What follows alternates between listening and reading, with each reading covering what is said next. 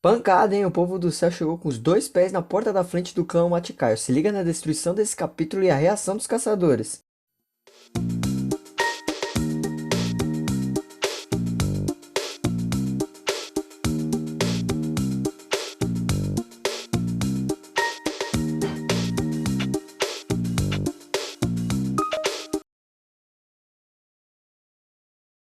Bom dia, boa tarde, boa noite, independente do horário que você estiver assistindo, seja muito bem-vindo ao canal. E a capa dessa edição segue a mesma linha da capa anterior, com uma pegada assim mais realista, onde podemos ver Silte gritando, e em seu corpo vemos como se fosse um reflexo do que está por vir nessa edição, que é o ataque colossal à Casa da Árvore. Lembrando que as alterações de imagem, assim como a remoção das falas, foi uma ideia de preservar a obra original. E me dá uma mão aí. Compartilhe o vídeo para aquele seu amigo que curte Avatar também. Deixa aquele like aí. Eu fico super feliz de ver que vocês estão curtindo o trabalho.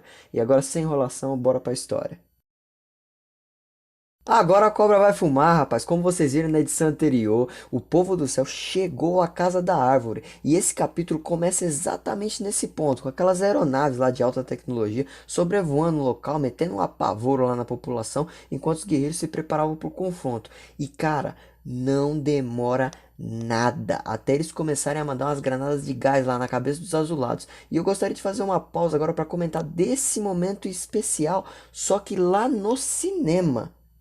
Meu, quando esse filme lançou, eu tive o grande prazer de ver ele no cinema em 3D. E esse momento em especial da granada, eu nunca me esqueci, porque eu lembro nitidamente da granada saindo pra fora da tela e eu por reflexo ali e tal, desviei. Meu, o cinema inteiro desviando. Fala aí nos comentários se você também desviou. Meu, eu lembro saindo da sessão assim, a galera tudo comentando, meu, aquele momento da granada e tal, não sei o que. Cara, esse momento foi muito legal, me marcou, meu. É muito sensacional, muito bom mesmo. Mas voltando aí pra história, cara, o momento é muito tenso, rapaz. Galera, meu, o povo, né, tentando fugir ali da fumaça, e o Eitukan assume, né, a linha de frente com os arqueiros. Aí ele ordena, né, que o Tsiltei faça um ataque por cima com os Zikrans. Então o caçador reúne, né, o grupo ali e começa a subir internamente ali pela árvore, né, subindo até para tentar buscar o topo para descer com os passarinhos. Enquanto isso, ali na frente da árvore, o grande líder coordena uma saraivada de flecha, cara, no aço duro lá da nave. E cara, meu, nem arranha, né? A essa altura, né, o grupo de caçadores de Tsilten já tá desesperado, cara, sem saber o que fazer. Tipo, eles não foram treinados para isso, não tava lá no contrato de estágio. Pra quem se lembra, nas primeiras edições, eles quase morreram porque iam comer umas frutas envenenadas, rapaz. Sei quem lembra disso aí, acho que foi na primeira edição. Mas Tsilten, né, ele tenta manter ali o grupo calmo, né? Enquanto isso, lá fora, o coronel observa as flechas batendo no casco com a saraivada lá que os caras tá mandando. E bicho, ele chuta o balde, ordena que abram fogo. Velho do céu, cara, o barulho das bombas, o fogo começa a tomar conta da árvore. E o grupo de caçadores continua subindo, né? O mais rápido que eles podem. Quando de repente, cara, próximo do topo já, a árvore começa a inclinar. Vocês já estão se tocando, né? Você já sabe o que tá rolando. Meu, Tsuter percebeu na hora, o pé da árvore já estava comprometido, ela estava caindo, velho. Por muita sorte, o grupo ainda consegue alcançar o Zikran, né? A tempo de partir em voo. E aí, na hora que eles partem em voo, que eles se dão conta. A Tan, um dos caçadores lá, né, que estava com o grupo, cara, ele não estava mais entre eles ali. Em paralelo a esse evento, o coronel já tá, ó, partindo em retirada, cara. Ele já derrubou a árvore, que era o objetivo, meu. E Tsilten nem tem tempo de assimilar que um amigo dele morreu. No meio daquele conflito inteiro, ele já ordena que Takuki e Maru procurem Tsarik, né, que era a Moat lá, e os demais, né, os outros caçadores, que sigam com ele para a linha de frente do combate para procurar o Oloektan. Meu, o momento tá muito tenso, muito tenso mesmo, cara. Então o grupo, né, faz um rasante, palmas pra arte da HQ que tá deslumbrante. O voo deles no fogo é simplesmente espetacular. E lá em terra firme, já após o rasante, meu, sem palavras. A destruição é gigantesca. O clã tá completamente abalado com o ataque, galera chorando e tal. Cara, sem comentários, é um nível de crueldade muito insana.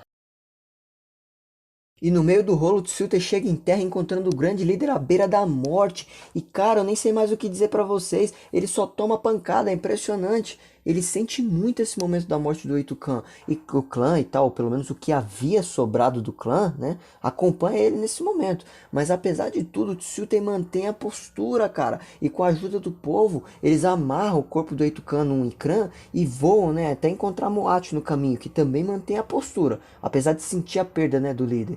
E cara, ela anuncia que agora o jovem caçador, que havia se tornado guerreiro, era o novo Oloictan. Tenta, mas só tenta, né? Tenta imaginar a cabeça do Tsilter nessa hora.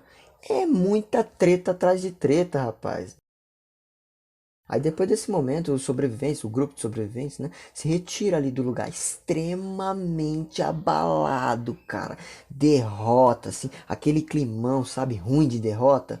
E aí rola um corte, né, e o grupo reaparece se organizando próximo da Árvore das Almas, né. A última, né, que tinha restado, separando, né, os mortos, assim, colocando os feridos de um lado e tal. E os demais ali ficam próximos da árvore, né. Então Moat realiza um ritual de sepultação para o grande líder, né, o Eituken, pedindo a Eywa, né, a divindade deles, que usasse seu corpo para o nascimento de uma outra árvore. E cara, é um momento muito triste, cara. Todo o clã, assim, sabe, quieto ali na dele, todo mundo quieto, cara, acompanhando. E cara, a gente pode ver a dor da Moat naquele momento, né? Aí a Moat ela pede a Tsuter, né, que como novo líder, fale com o clã. Mas o Tsuter tá inseguro, cara. Ele sente culpa por não ter ajudado na batalha. E, meu, a gente tá acompanhando ele desde o começo da história. A gente entende esse lado dele, né, também. É muita sobrecarga, cara. E a Moat vem com jeitinho e tal, ali, conforta ele. E aí, pela primeira vez, ele conversa com o grupo, pedindo que eles cantem uma canção aos mortos. O clã se reúne, né, então, num grande coro, cara, em conjunto ali, né, em memória dos mortos, tal, um negócio assim bem marcante, então, né? A gente vê essa parte no filme em si, né?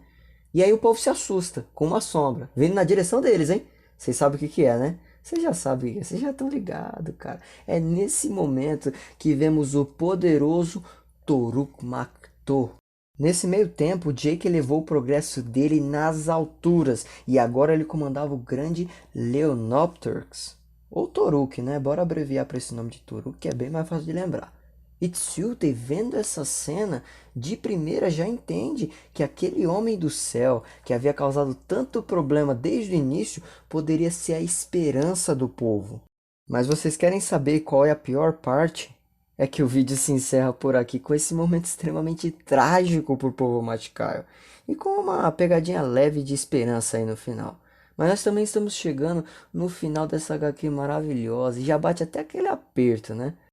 Estão curtindo? Eu tô adorando gravar pra vocês, mas já deixa aquele like pra dar aquela fortalecida, manda pros seus amigos e me faz um favor, bota aí nos comentários quais as próximas histórias que você gostaria que eu trouxesse aqui por canal. Não deixe de acompanhar o próximo capítulo onde vamos ver a revanche contra o povo do céu e o final épico do grande caçador de Silter. Se quiser ver mais detalhes dessa história ou desse capítulo, não deixe de apreciar a obra original, já que esse vídeo foi aquele resumão. Se inscreve se não é inscrito, hein? Um abraço a todos e tchau!